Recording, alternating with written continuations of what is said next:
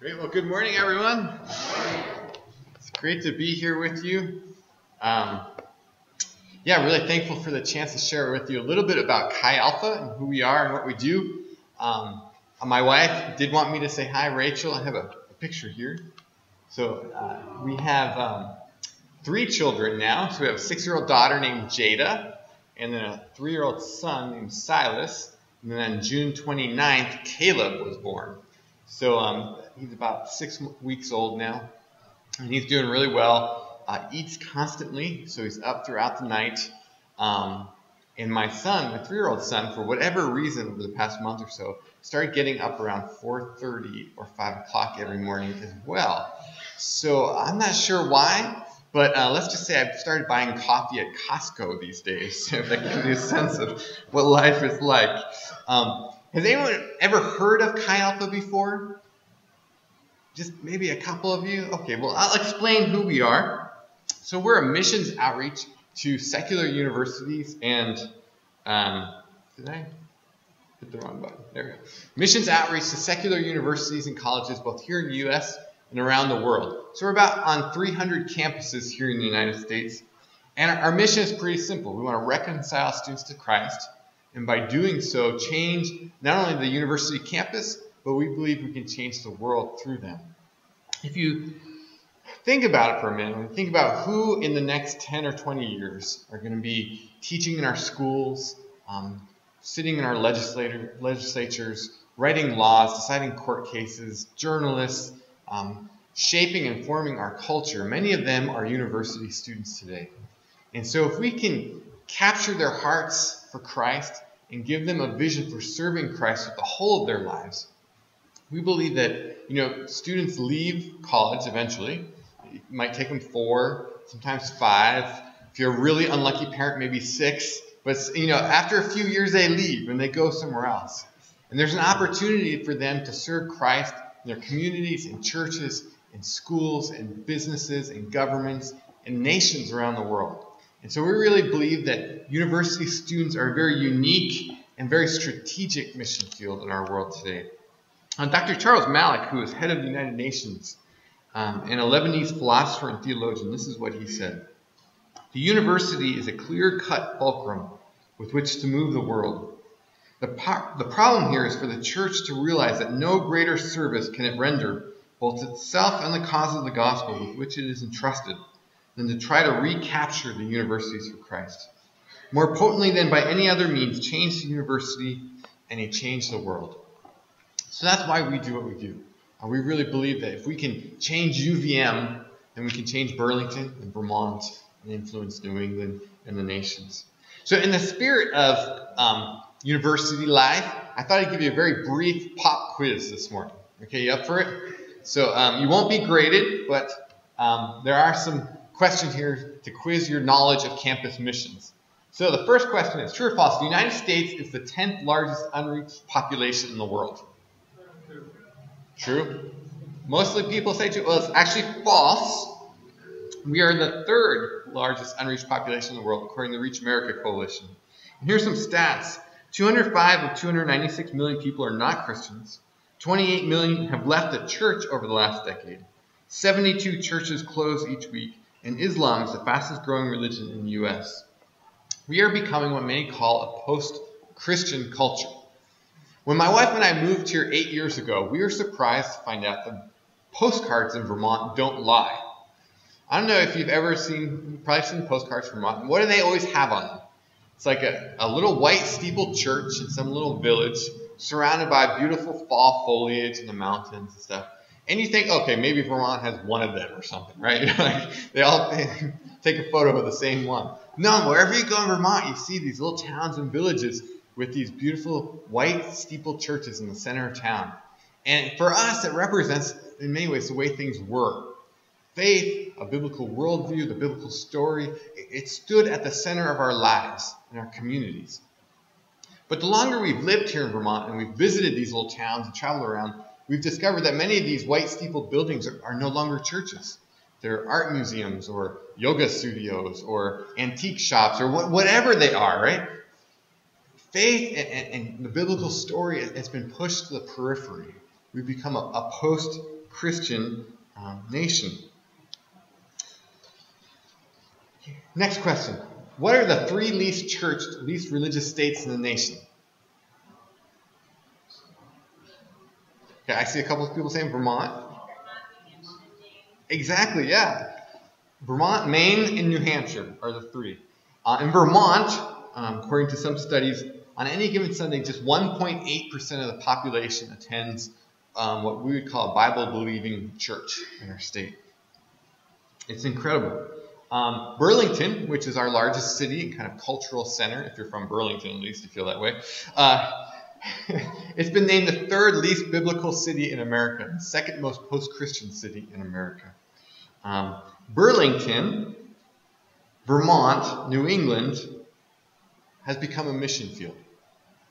When we think of missionaries, we often think of people going to Africa or to China, having to learn new language, dress in funny clothes, kill chickens with their bare hands, whatever it is that missionaries have to do, right? Missionaries go to China. They don't go to Burlington, Vermont. But if there's one thing I want to encourage you with this morning, is to think that our state, our region, our cities, they've become some of the greatest mission fields in our world. And that all of us, no matter who signs our paycheck or what we do to put food on the table, each of us is called to be a missionary where we are right now. All right. Next question. How many universities and colleges are there in northern New England, in Vermont, New Hampshire, and Maine? Okay. No guesses? There are 91 and over 200,000 college students. And by my best research that I've been able to do, fewer than 25 of them have any kind of Christian campus ministry presence. I can't tell you how many times I'll visit a church and a grandmother or a parent will say, my son is going to Johnson State, or my granddaughter is going to Castleton State, or my nephew or niece is going to this school. Is there anything there? And in many cases, I have to say, no, I'm sorry, there isn't. There's incredible need for campus ministry in our region. Today's generation of college students are being called the least Christian generation in our history. 16% have a favorable view of Christianity. 3% have a favorable view of evangelicals. 87% say we're judgmental. 85% say we're hypocritical. 78% say we're old-fashioned. 75% say we're too involved in politics. And 91% say Christianity is primarily anti-homosexual. And UVM illustrates this perfectly. It's the first secular university in our nation. There's incredible brokenness and addiction and pain. Fewer than 1% of students are involved in some kind of campus community of faith. It's twice as unchurched as the average public university in America. 75% of students binge drink. I could go on and on with the statistics. There's just incredible need. But I also believe God is writing a new story, an incredible story on that campuses and our campuses around New England. When we first came to Vermont, started Chi Alpha on campus about six and a half years ago, one of the first students that got involved was a guy named Ben. Ben grew up on a kind of rural part of Vermont in a household of what he called militant agnostics. Their approach was, we don't know and you don't either. Okay? So Ben had no church background whatsoever. Had not grown up going to church. So when he got to UVM, he and his girlfriend, though, became involved in Chi Alpha. His girlfriend was going through some health issues, had lupus. So she was searching for something. So they'd come to Chi Alpha on Monday nights, and she'd go to meditation class on Tuesdays, and just checking out, trying to find something to help her through this. But they kind of stuck around and became some of our most faithful students in those first couple of years. Ben joined one of our men's small groups. And I loved having Ben in a small group because he was honest. He asked incredible questions. He was thoughtful. And he didn't give kind of Sunday school answers, right? He shared what he really thought. And I'll never forget this day. It was about halfway through the year. We were studying John's Gospel. And we got to where Jesus raises Lazarus from the dead. So I asked the guys in this group, what do you believe happens after you die? And there are some different answers. It's kind of an eclectic group. But when it came to Ben, this is what he said. And I wrote it down afterwards. I was just blown away by this. He said, I don't believe in an afterlife. I don't think it's relevant to my life at all. I don't think it matters. Half the time, I don't know if I even believe in God.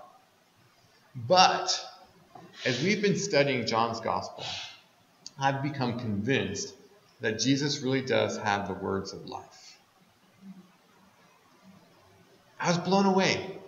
Here's this guy, no church background, but he was encountering Christ for the very first time in his life. His teachings, his words, his actions, the way he treated people, the way he loved people. And he knew nothing about him until that moment. And he went, wow, there's something here. Something here is drawing me to this Jesus.